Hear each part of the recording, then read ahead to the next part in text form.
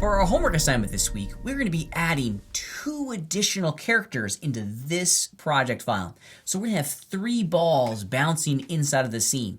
Each ball is going to have its own interpretation, if you will, of the material characteristics that construct that ball. I've been using like a rubber ball for my examples in this project and getting really great squash and stretchies and some really great bouncing. However, that would be totally different if the ball was like a bowling ball.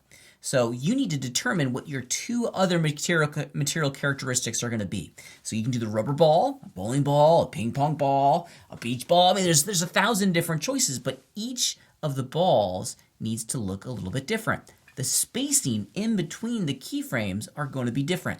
The only thing that's going to be the same is the impact point of the first, or the start keyframe and the end keyframe, the global timing.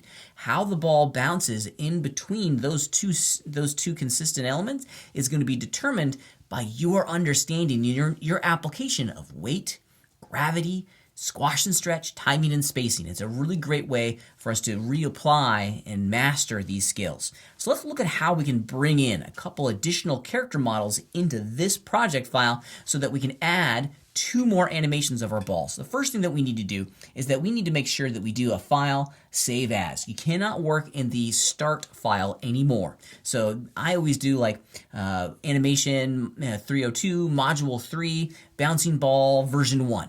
That's a good place to start when it comes to a naming convention. We don't want to use the same file that we're about to import into the scene. The second thing that we need to do is that we need to do a little housekeeping over here inside of our outliner. Remember, we're about to import in 2 additional copies of the start ball project file. So it'd be helpful if we intelligently named all the collections inside of our outliner to make sense of how of the purpose and the function of each one of these collections. So I'm just double clicked on the object. Let's rename it. And I'm going to put rubber at the end of the 3 that I've been working with, because this is the rubber ball version of all this. Okay, I like that. Now the next step that we need to do once we've renamed all of our collections is that we need to select this collection in here. Whatever is selected when we append our project file is where that project file is going to be placed. And I want all this new information to be placed in here. So with that said, let's go back over into the file pull down menu on the far way over here, and we're going to choose append. I apologize for being in the way. Append. And this is going to bring open this project file, or this Finder window. You need to navigate to your computer where your start ball or your ball start Blender project file was saved, because the contents of this Blender file is what we want to import into our current project file. This one right here, this project file contains all of the keyframed animation that I was just working in, and it's in the same folder as my start. So you double click on your start project file, and you can see pretty quickly here that it's really just a whole series of folders inside of your Blender project file. Excuse me. The folder we're looking for is called collection. And again, if you double click on it, you'll open up that folder. We want to append our project file with the group ball, rig ball, and widgets.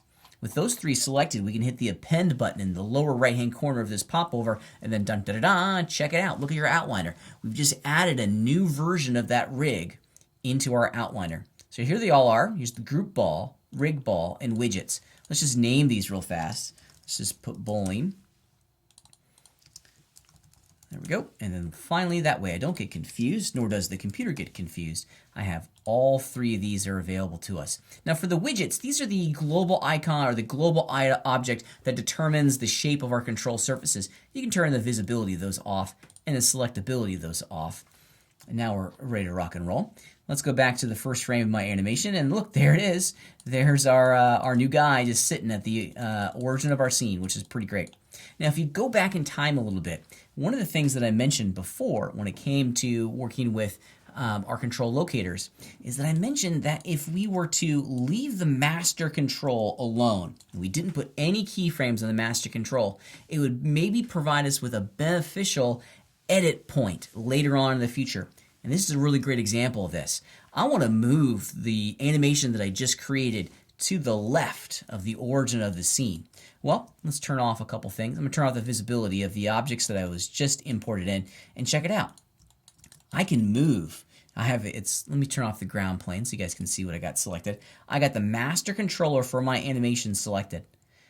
The because I didn't put any keyframes on that master controller, I can move it to the left of the origin of the scene and make room for my friends that I just imported in. Check it out. I want to hit spacebar to open the toolbox, hit the T key to fire off the transform tool, and I'm just going to move it over here. It didn't change a single keyframe in my animation, and now I can continue to go in and edit the animation of my bowling ball. So I have two different project files, or two different characters in one project file. I did the exact same thing for that third one. Name all of the collections as I have done over here. Make sure that this topmost collection object is selected before you hit the append button inside of your file pull-down menu, and then append in a fresh version of a couple of the collections inside of the ball start rig. And this is the process that we're going to go through to add additional characters into one scene file. It's going to be a whole lot of fun seeing how you've interpreted the material characteristics of all of your characters in this one animation, and I'm really looking forward to seeing what you've made.